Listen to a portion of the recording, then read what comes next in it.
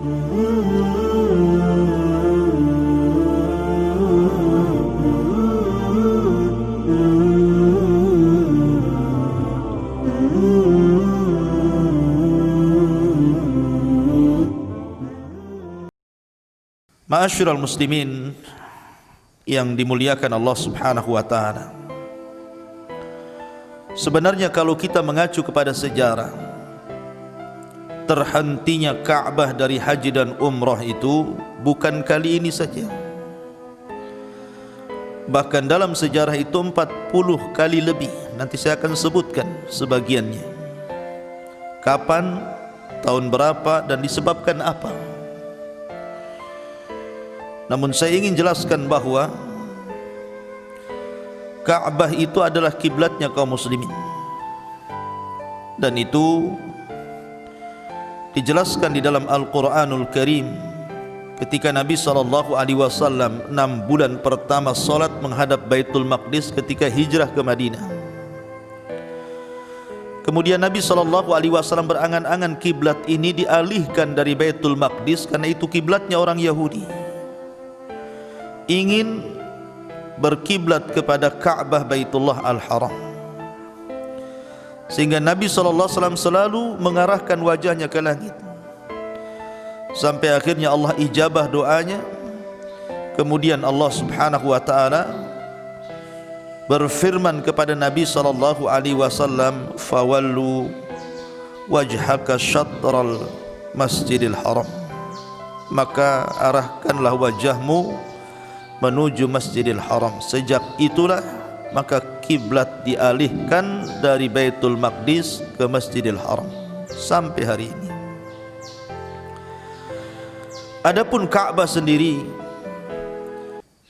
ada yang mengatakan bahwa 12 kali Ka'bah itu hancur kemudian dibangun sejak zaman Nabi Adam alaihi salatu wassalam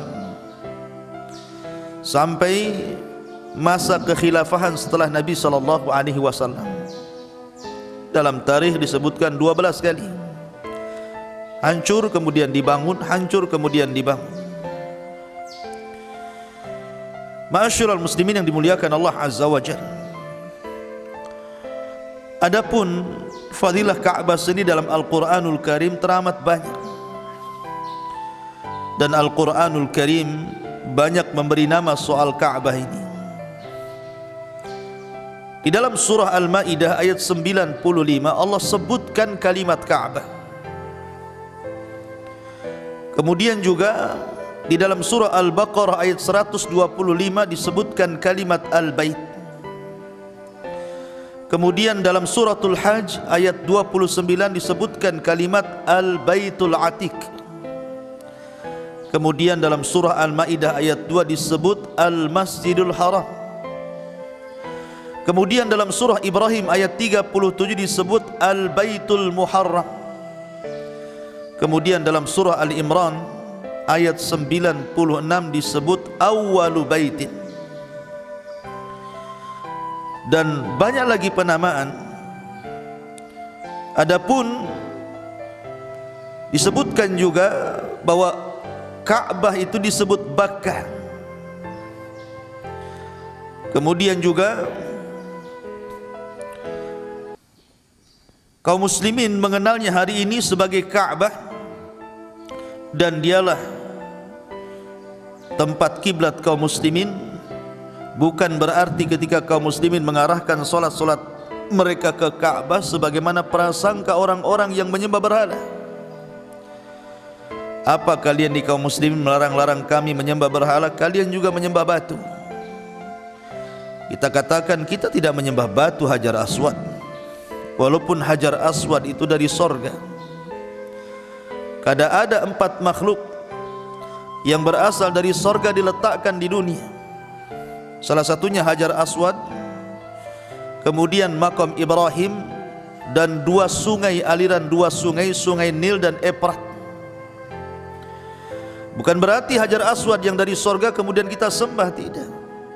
Karena Ka'bah itu hanya dijadikan kiblat saja, di mana seluruh dunia ketika mereka salat maka diwajibkan, bahkan syarat daripada sah salat, mengarah ke satu titik hanya untuk sekedar supaya kaum muslimin tidak pecah, menyatukan kaum muslimin, karena tidak mungkin di belahan dunia disatukan kecuali dengan cara mengarahkan ke kiblat. Itu saja, tidak lebih daripada itu. Bukan kita sembah Ka'bah. Ma'asyiral muslimin yang dimuliakan Allah Subhanahu wa taala, baik kita akan lihat beberapa sejarah di mana kaum muslimin baik secara total tidak melaksanakan haji dan umrah dari semua dunia, ataupun parsial sebagian negara tidak melaksanakan haji dan umrah. Ma'asyiral muslimin yang dimuliakan Allah Azza wa Jalla. Namun sebelum itu kita tahu bahwa pada tahun ini 2020 pemerintah Saudi Arabia, karena kebijakan mereka, dan kebijakan mereka tentu sesuai dengan anjuran Nabi sallallahu alaihi wasallam, idza waqa'al bala fi ardi qaumin fala taqdamu alaihi wa in dakhalaha fala takhruju firaran minhu. Apabila sebuah wabah menimpa sebuah kaum, maka jangan pernah mendatangi kaum tersebut, dan orang-orang yang di dalam jangan coba-coba keluar lari dari wabah tersebut.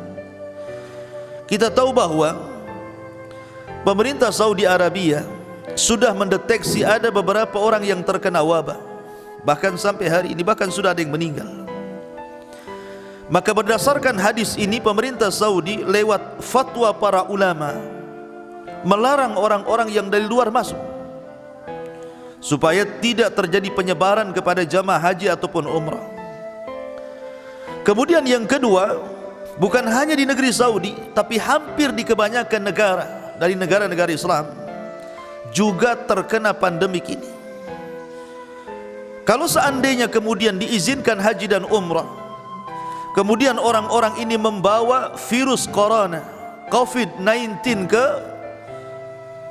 Masjidil Haram, akhirnya menularkan kepada jamaah yang tidak terpapar, maka ini akan membahayakan. Karena sekali lagi virus ini berdasarkan WHO dan juga pakar-pakar kesehatan yang lain tidak bisa dideteksi. Ada yang bisa dideteksi, ada yang tidak bisa. Ada kesannya sehat padahal dia membawa virus, ada yang memang nampak dia membawa virus. Kalau nampak dia membawa virus, bisa saja dihalau, tidak boleh kau haji ataupun umrah. Bagi orang-orang yang nampaknya sehat, tidak bisa dideteksi orang ini membawa virus ataukah tidak. Kalau seandainya dia bawa virus, sementara WHO dulu pernah mengumumkan bahwa tersebarnya virus ini lewat sentuhan, sementara di antara manasik haji dan umrah adalah mencium dan menyentuh Hajar Aswad. Bagaimana kalau seandainya orang yang terkena virus menyentuh Hajar Aswad, menyentuh Ka'bah, kemudian disentuh oleh jamaah yang lain? Maka ini akan membahayakan. Dengan sebab itulah, makanya dengan kebijakan pemerintah Saudi la dharara wa la dhirar, tidak membahayakan diri sendiri dan orang lain, maka pemerintah Saudi sepakat untuk mengosongkan Ka'bah sementara waktu. Itulah alasannya, karena demi kemaslahatan bersama. Karena ada kaidah usul fikih bahwa maslahatul am muqaddam ala maslahat al khusus.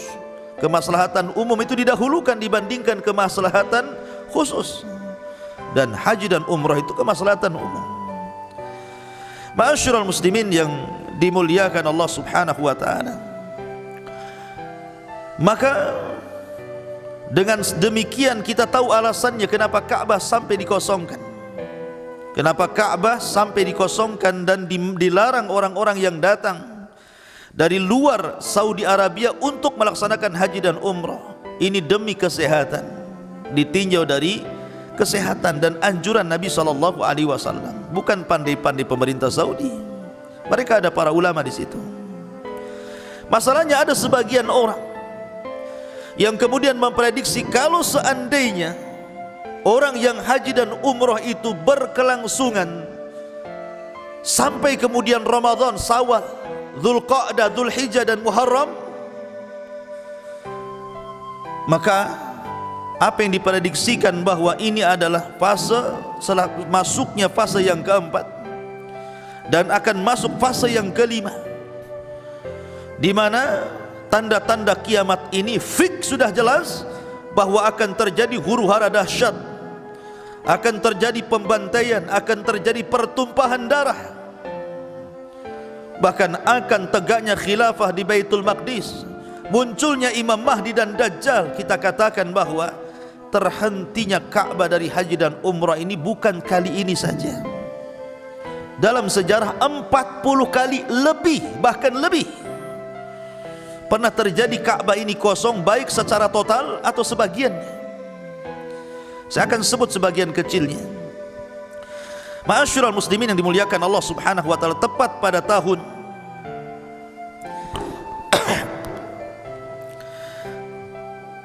disebutkan bahwa dahulu pernah terjadi sebuah peristiwa yang sangat menyedihkan pada tahun 317 Hijriah.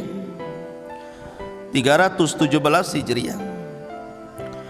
Ketika berdiri tegak Syiah Fatimiyah, yang ketika itu ibu kotanya di Bahrain.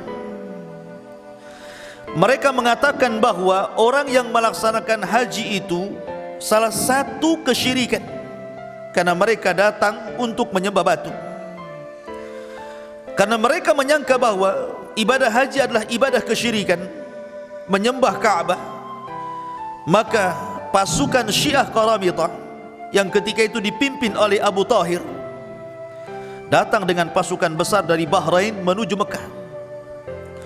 Akhirnya kemudian mereka membantai jamaah haji yang sedang haji, bahkan korban yang meninggal dibantai oleh pasukan Qaramitah ini sampai 30.000 jemaah haji mati. Bayangkan, ini bukan jumlah yang sedikit. 30.000 dibantai, bahkan yang berusaha untuk menempel di kiswah Ka'bah pun dibantai. Subhanallah. Mereka tidak dimandikan, mereka tidak dikafankan, mereka tidak disolatkan, bahkan mereka dimasukkan ke sumur Zamzam. Bukan itu saja, Qaramitah mengambil Hajar Aswad, dicungkilnya Hajar Aswad itu, kemudian dikeluarkan dari Ka'bah, kemudian dibawa ke Bahrain. Ada yang mengatakan Hajar Aswad itu baru dikembalikan dari Bahrain ke Mekah itu setelah 20 tahun. Itu pun karena ada wabah yang menimpa kerajaan Qaramitah, karena mereka telah mencuri Hajar Aswad, memindahkan dari Ka'bah sampai ke Bahrain. Ini terjadi pada tahun 317. Lah ketika itu tidak ada haji, tidak ada umrah, orang ketakutan. Ma'asyiral muslimin yang dimuliakan Allah Azza wa Jalla.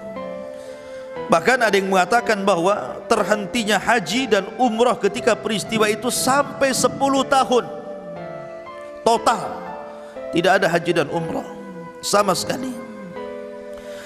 Ma'asyiral muslimin yang dimuliakan Allah Subhanahu wa taala, ini tercatat dalam sejarah. Kemudian juga disebutkan, dan ini peristiwa ini juga disebutkan oleh Imam Zahabi. Oleh Imam Zahabi rahimahullahu taala dalam Tarikhul Islam disebutkan tentang bagaimana kekejian kejahatan Qaramitah yang kemudian akhirnya menghentikan haji secara total. Kemudian yang kedua, ini disebutkan oleh Imam Ibnu Katsir di dalam kitabnya Al-Bidayah wan Nihayah, tepat pada tahun 357. Kalau tadi 317, terulang lagi pada tahun 357, dan itu disebutkan oleh Imam Ibnu Katsir dalam kitabnya Bidayah wan Nihayah. Terjadi Da'ul Masyir. Da'ul Masyir, orang Arab menyebutnya seperti itu, semacam wabah. Semacam wabah juga. Akhirnya mata bihi khalqun katsir, tanpa menyebutkan bilang saking banyaknya. Ya, wabah ini mematikan khalqun katsir, makhluk yang banyak, manusia yang banyak mati dalam wabah ini. Bahkan unta-unta yang merupakan kendaraan jemaah haji itu semua pada mati kehausan. Akhirnya banyak jemaah haji yang mati di perjalanan, dan tidak sampai kecuali sedikit itu pun setelah mereka pulang setelah haji mereka juga mati. Itu terjadi pada tahun 357. Lam yasil minhum ila Makkah illa qalil. Kata Imam Ibnu Katsir, tidak ada yang sampai ke Mekah kecuali hanya sedikit dari jamaah. Bahkan mata aktsaru man wasala minhum ba'dal hajj. Bahkan kebanyakan mereka sesampainya datang itu pun setelah musim haji mereka meninggal. Ini disebabkan wabah penyakit masyir ini. Meninggal banyak sehingga tidak terjadi ibadah haji kecuali hanya beberapa orang saja. Ma'asyiral muslimin yang dimuliakan Allah Subhanahu wa taala. Kemudian pada tahun 983 Miladiyah, mungkin bahasa kitanya Masehi, ada yang mengatakan bahwa lam yahuj ahadun minal Iraq, tidak ada satupun orang Irak yang haji. Artinya sebagian negara terhalang haji disebabkan al-fitan wal khilafat baina khulafa'i Bani Abbas wa khulafa'i Bani Ubaid, karena ketika itu terjadi perang antara Bani Abbas dan juga Bani Ubaid, sehingga orang-orang Irak mereka tidak haji, terhalang. Kemudian juga pada tahun 1213 Hijriah juga terhalang orang-orang untuk berangkat haji. Ya, kenapa? Fi asna'il hamalatil faransiyati, karena memang ada masalah di daerah Persia. Kemudian juga terulang pada tahun 1344 Hijriah.